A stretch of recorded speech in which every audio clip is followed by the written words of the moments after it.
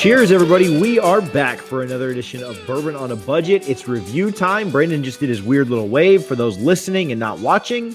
And Ben is swirling something around in a glass that I won't say what it is. I'll let Brendan introduce it and give the specs of what's going on tonight. Guys, have you ever heard of Pappy Van Winkle? Never heard of it. Never. What about William LaRue Weller? Oh, he's my favorite. I wrote my autobiography on him. Well, you know who your least favorite Weller is going to be then? Just kidding. We're not going to spoil it just yet. This is Weller Special Reserve. This is like the stepson of Pappy and William LaRue Weller. Yeah, it's so I'll show it one more time for the people watching. I know people listening can't see it, but it's a bottle of William LaRue Weller. This is from Buffalo Trace Distillery. It is if you can hear it, screw top. But hey, we're not going to judge based on the screw top. We'll judge on other things. Yeah, we'll judge on other things. Is this our first screw top? I'll ask that. Yes. No, we've done the Old Forester's 100. Yes. And those are examples of fine. Well, we'll see. We'll try this out. But those are examples of fine screw tops. So this is from the Buffalo Trace Distillery, much like Pappy Van Winkle currently is, William LaRue Weller. But it's 90 proof, so not proofed up as much as those. It's a straight bourbon, but like Pappy and William LaRue Weller, it is a wheater, meaning that it has wheat in it instead of rye. The rye portion of that mash bill is replaced by wheat. Corn is still the dominant grain, but Buffalo Trace doesn't really release its mash bills, so this is purely conjecture. Yeah, conjecture is the right word. I write for a living, but I don't talk for a living, except for the other podcasts I do, and this podcast, which I'm not making a living on. Anyways, we're going faster for this episode. Corn is the not dominant mash bill or ingredient in this mash bill. Wheat is second, believed to be up to 15%. That's 1.5, and then malted barley is next. It's a char barrel of number 4, so pretty heavily charred. MSRP is $24, but fellas, when was the last time you saw this in a store at $24?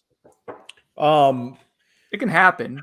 Yeah, sometimes a little spoiler, a little hint for those listening. If you go to ABC and find out what their delivery days are, if you're in Florida and just go in on their delivery day and ask for a bottle of it, they keep it behind the counter. Ben and I were at an ABC 25-ish minutes from me, looking for something else, and happened to just ask if they had this, and they had it. So that's how I got it. And what did you say the price was? 22 bucks, something like that. So 24 is MSRP. Yeah. So for that price, I was like, yeah, just throw it on the list. I was picking up something else. So yeah, not going to see this too many places. Again, you really can't see Weller anywhere in Florida that's not an ABC because of their contract.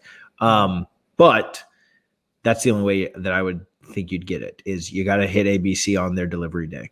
And if not, like 2 years ago, this used to be everywhere in South Georgia. I can go to 3 or 4 places, find it for like $22, no problem. And I liked it. It was a good daily sipper, nothing crazy, but for the price, I thought it was like decent value and solid. And now you can't find it anywhere in South Georgia. Like TJ said, you can find it in Florida at ABC's if you go ask for it.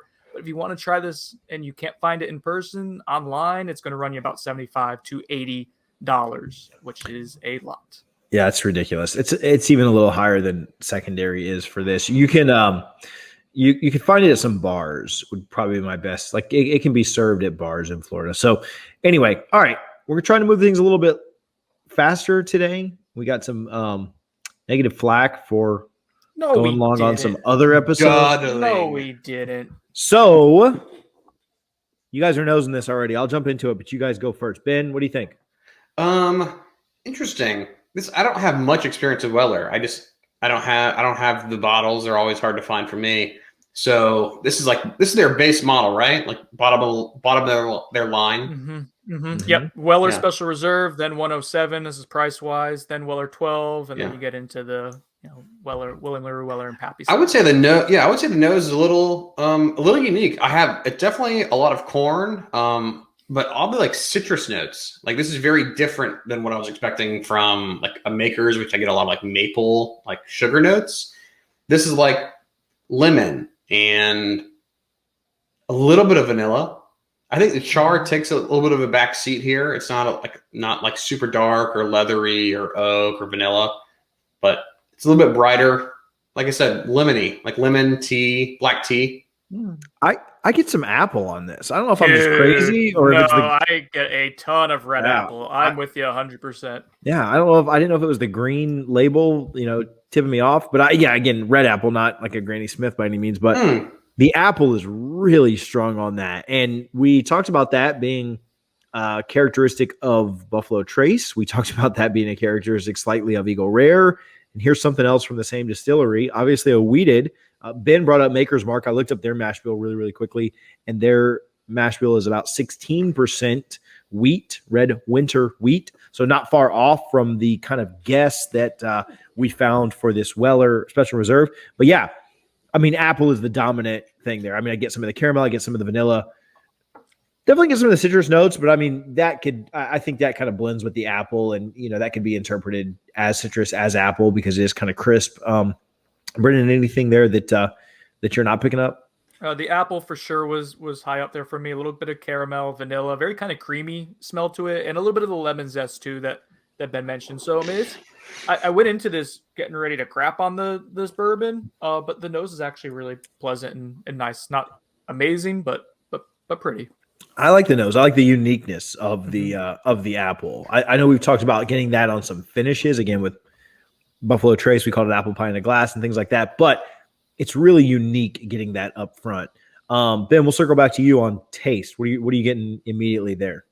Man, I'm either just disagreeing with the apple assumption, or like I'm just interpreting it differently. Or you have COVID. Or have COVID. That's option 3. But I don't get, maybe if we're talking about like Granny Smith, like green sour apples, then I'm like all over that. But like cinnamon apple, I don't get that much. Taste, a little bit of vanilla. I mean, it's like the most basic like wheater in my head. I mean, it's not like there's anything like super predominant. It's a lot of times, like the wheaters to you, Ben, like come off as like you get like some sort of like wheat base, like a pancake for the with maple syrup for makers, or even. I thought I would, and I was kind of expecting. I'm looking for that, and I think I'm just kind of like thinking that I'm going to be picking those notes up, and I'm just not. But I don't get a whole lot of like pancake wheat characteristics. No breadiness. Nope. I don't know. This is confusing. I'm almost like this is not wheated. I remember when Sean brought on, he had the store pick of the Weller. Was it a cast foolproof Weller? Or was it full? Yeah, Weller full. Yeah. And that right away, unlike some people thought it was a rye, I was able to tell like it was Ben. It was a wheater just because of that maple syrup and pancake note that Ben's talking about with the makers was so like. You could tell that was a wheater. This one, I don't think you could drink or sip and tell me like this is definitely a wheated bourbon. It's not obvious to me. I'm with you there, Ben. I also put a lot of like cherry, cherry notes out of that foolproof, where I'm not getting a ton of that either. But I think that just comes down to it not being 120 proof or whatever. I think it remains somewhat consistent on the taste. I am getting that apple that was on the nose. I'm getting it in the taste too. And I know that Ben isn't picking that up as much. I can kind of see what you're saying because, if you're picking up the citrus side of things, that is closer to like those green Granny Smith apples with kind of a little bit of a tartness or a brightness to it that the red apples are much more, I don't even know how you kind of describe them, but, a little more solid or whatever, not so sharp. But yeah, I think it stays consistent with that. It's easy to drink, being low proof, not very heavy. We talk about viscosity and Brendan. Mouthfeel. Yeah, I usually say it weird. Mouthfeel. Sorry, I was reading my own notes there, so I wasn't fully engaged with you. But I'm here now. I'm with you. You've never been engaged with me ever. So anyway, I don't get it. You get it, like engagement. Okay. So I think it kind of remains consistent on that. I think that I get some of the apple in it. I mean, and then just, not a ton of like the wheated characteristics that you would like think, just kind of like a classic bourbon. Like it's not, not pleasant by any means. It's not hard to drink. It's pretty straightforward. I like the little bit of apple on it. But yeah, nothing too crazy. Any other thoughts before we go to finish? One other thing I'll say on the taste for me is I get the apple as well on the taste, TJ, but it turns into more of that sour apple, little bitterness, which I also kind of goes into the finish, and milk chocolate as well on the taste. Milk chocolate, huh? Little light milk chocolate there. So I'm on Whole 30 day 3, so I don't typically pour more, but like I'm not allowed to drink after the podcast, so I am just absolutely cramming it in. Right. That's in this hour of recording. So anyway, I'm just looking for the milk chocolate. So when my wife yells at me later, just looking for milk chocolate. This is experimental. It's for science. Yeah. Science and work. Ben, thoughts on the finish? Finish is pretty short here. I'm not super overly impressed with the finish, but again, I'm got to get in the headspace of a $24 bottle. It's not long. It's not a whole lot of depth. It's just that's what she said too. Gone. It's gone. You drink it and it's gone. This is the first drink I've had today. So, if my palate's going to be super, particular on high alcohol, I'd be aware of that, but it's not like it's gone. It's in and out. That's what she said again. Guys, set me up for it. A little bitter at the end too. Like it goes from that nice sweetness and a little bit of sour tart on the taste to the finish. It rides off kind of bitter and wood tanniny, and yeah, I can see that. So far, it's the least enjoyable part of this experience. Otherwise, fairly enjoyable experience. Yeah, I like the nose. I like the taste, and it's nothing that's going to blow you away. But like if you put this taste up to a lot of things, it's fine. The finish is not great, and that's where it just kind of falls off. Like Ben says, it's just kind of gone, and like Brendan just mentioned, it kind of gets bitter. So it's not even like a nothing finish. It kind of gets bitter in kind of a bad way. So anyway, all right, let's rate it. Let's move on. My glass just shot at me. Oh my god! Friendly fire over here. Bless your heart. Let's. You're from the South. I know what that means. Yeah, it means I love you. Let's run right into it. Nose, you get 2 points. Taste, you get 4 points. Finish is 1. Cohesiveness and complexity is 1. And then we give 2 points for value, totaling 10. Brendan, start us off with nose, 2 points. All right. So if 1 is average, right down the line of like a solid, decent smelling nose there, 1.5 for me. And I think it may be a little high, but it was above average to me. It was very pleasant and definitely the best part of this drink. Who disagrees? Who's laughing at me? Yeah, that is way off. I am saying this is the most average of average things I've drank in a while. This is like 1, and I'm being generous at 1. On the nose? Yes. Okay. It's in and out. It's gone, man. Like this is pause. I don't get the phrasing. No, I'm with Brendan here. I think Ben's way off. I think the nose, we talk about this on several things. The nose is the best part on a lot of things. I like the apple that comes through on it. It's not unpleasant by any means. It's above average with the apple. I like it. 1.5. It won't be that high on the apple on his nose. Yeah, he's over there. I could have COVID. No one knows. COVID boy over here. I could have it. I can joke about it. So anyway, taste up next. Let's go Brendan first. Again, I don't want to feel the wrath of Ben by saying this is anywhere near above average. I'll just say it's average, which it is. So two out of 4 to me. It does a few things well and nice, but there's not much depth or interesting flavors other than the like 4 or 5 pretty ones there. Yeah, I agree.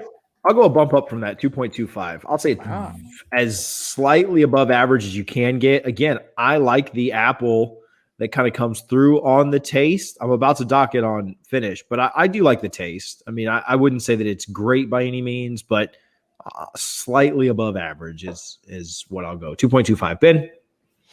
Yeah, I'm with Brendan here too. There's not a whole lot to write home about, at least in my opinion. Your opinion's valid, even so I don't want to make you feel bad. What did you say? Sorry, cut out right when you said that. 2.25? No, 2. That's ridiculous. I should say that it's not a surprise that TJ is going high because this is a sweeter bourbon. Like a lot of the sweetness is coming out of this, and we all know TJ loves his sweetness. A little sweet boy. Mm-hmm. Let's not sweet whore. Let's not little sweet boy. We have never in history of this show Actually, that's not true. Brendan did it once as well. I have never given a 0 on a finish before. What did I give a 0? Brendan gave a 0 on the finish to Wild Turkey 101, which I don't know how the heck he did that. What did I? You are a dingus. Are you kidding me? Ben Wow. What an idiot. If that doesn't make you feel bad, though, Ben has done it a few times. Ben did it to Russell's Reserve 10 year. Take that. Ben gave it to Willett Pot Still. Yes, that's valid. That's very 0. valid. We didn't have quarter points back then, so that's probably why you guys did that. It's either average or below average. Okay. Correct. And then Ben also gave it to Eagle Rare a 0. Well, that's how it goes. So Truth hurts sometimes. This will be my favorite or my first time. I'll give this a 0. I don't think this finish does anything for me. It doesn't. If it would just like fall off and die, it'd be probably a 0.25, but it falls off and gets bitter and not in a good way. So 0. Don't care who goes next. One of you. I'm trying to contemplate whether I want to go 0 or 0.25 here. I don't know. I'm going through and I'm trying to be consistent, looking at my past notes and see what else I gave a 0.25 for. I gave Sazerac Rye a 0.25 for a finish. All right, this isn't better than. All right, 0. I'm with you. Yeah. Ben, full point. Yeah, I think I'm going 1 here. It's 0. Come on. This is a snooze fest. Cohesiveness and complexity. I'll give the 0.5 for being cohesive. I don't know that it's super complex, but the apple stays around. From apple on the nose to apple on the taste to rotten apples on the finish. I think it stays pretty cohesive. Brendan? The apple doesn't fall for all. Oh, boy. Damn it. 0.5 for the same reasons. Here we go, Ben. Go ahead and dive. Yeah, 0.5 too. I can't be so negative. I'm gonna really beat this thing up. Just wait till value. So out of 8, our scores at the break, which the break being 75% of the way done with this, are Ben a 3.5, slightly below average. Brendan a 4. Very mediocre, very average. And then myself a 4.25. What was I at? 3.5. This is on par with, let's see, Ben is also given he thought the Basil Hayden that was Eagle Rare 3.5. You can't, that cannot be on the list. That does not count. Also, 3 chord, you gave a 3.75. And then a 3.5 to 4 Roses, small batch. Yeah, I'm not a fan of that bottle, but yeah, okay. I'm okay with those contenders. Value. I'll go first here. I'll give this a 0.75. I want to say it's average, but the fact that it's not as available kind of gets it docked a little bit. But for price and I don't know. I mean, it's not that hard to get. So if you are in certain places, it's easy as heck to get. You can get it all day, like in Ohio and stuff. So anyway, I'll give it. Went to Ohio then. Well, I probably won't do that. But for all of our Ohio listeners that you just offended, I'll give it a 0.75. Slightly below average value. Hard to find, but whatever. Brendan. Yeah, I mean, a couple years ago, I think we're talking about average to above average bourbon at a below average price and saying like this is not a bad daily sipper or someone getting into bourbon. It probably would have been a fairly high value now. It just all depends. I would never go out of my way for this, even if I saw it like at $26, like at a ABC. I don't know if I would get it now. I'm struggling here. I'm going to go 0.5, I think, on it. It's just it's not an awful value by any means. And if you find it $24, like worth trying maybe, but no, I wouldn't go out of my way for it at this point. Ben? That's an excellent point, and I have a point after Ben gives his score, but go ahead. Brendan is correct here. 0.5 is like the highest it should be rated. Like I've never seen this. Like I've never walked into a store and been like, oh, they have Weller. Because for the entire state of Florida, ABC has a exclusivity agreement apparently, and they don't put it out. I can find Eagle Rare easier than this. I've never bought a Weller Special Reserve or any Weller product, period. And so like now, No way. 0.5. Brendan made a good point about not being Thank you. able to. What was your point again? Not going on my way Even if you saw this on a store shelf, would you grab it at $24? I think, like we talked about with the Eagle Rare a few weeks ago, this would make an excellent gift. Mm-hmm. I used to do this for gifts all the time because I could find it so easily. Totally. For somebody that's getting into bourbon, or I think about my stepdad a lot. First of all, because I'm related to him. Second, because he just doesn't hunt, and he only really goes to the Publix liquor store or the Walmart liquor store, like when he needs something, like when he's getting another bottle. And so he never finds anything. Like, it was hard for him to find Buffalo Trace because he's just not out there like hunting for it, right? And so when I gave him an Eagle Rare for Father's Day, he almost tried to give it back to me. He's like, "No, you can't give me this." And I'm like, "Dude, no, it's not that big of a deal." So if I was to give him a Weller, even a special reserve, he doesn't drink $70 bourbon a lot unless he's at my house, So this would be an excellent gift for him. So would I buy them every single time I saw him? Probably not.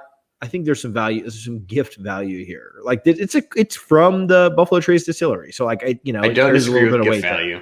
That's why I got 0.5. Gift value is about all that's there. That's right? 0.5. I guess you'd also need this if you were doing the entire Weller vertical, so you could start with something. So, just in case you get all the other Wellers, that way you're not missing something from the collection. Yeah, sure. Yeah. Just in case CYBP, The fact that I haven't finished this through this entire sitting is probably telling of how I feel about the bourbon. I poured more. So, well, you're also trying to justify getting this in your blackout, your window. Yeah. So our final scores for today: Ben with a 4, Brendan with a 4.5, myself with a 5, bringing us to a 4.5 composite. It's not making the big board, but it would make the low board if we had one. Ooh. So congratulations on that. We say this is just barely below average as far as a value goes. Maybe if it was, I think if it was more readily available, it would probably all land around a 5. I can't believe this. I agree. I can't believe that TJ, this is still in the same. It's in the same tier as Willet Pot still, which is, I think, not fair for Weller. That's a good point. And I think that, if you look at our scores going into the value for Willet Pot still, this was better. Like, we all said this was a better bourbon. Yeah, you guys just jacked it up because of the bottle. Right. We went into the value at 3.5. Yeah. So we all said that this was a better bourbon on the face, but it got a little less value because it's harder to find and things like that. So anyway, yeah, if we could do that over again, we'd probably drop pot still even lower. So, hey, go check out episode 1 of this week's little duo of episodes, not episode 1 of like the first episode ever, but you can check that out too. If you haven't listened to it, it's probably pretty good. Go check out episode 1 where we build a better pack. We built a starter pack a few months ago. We built a better pack this week. We also continued our King of the Hill Rye series and tune back into that to find out if Wild Turkey Rare Breed was able to move on. Gentlemen, anything else tonight? You guys good? Set? Yes, great. I'm just glad I followed the rules for this one, unlike you guys. We will see. I am a rule follower. I just don't feel the need to put it into my Twitter or my little name there. So anyway, put it in your Twitter bio too. It'd be great. All right, for TJ Pittenger, Ben Cock, Brendan Sinone, the Abider of Rules. See you guys next time. Cheers. I think TJ's drunk.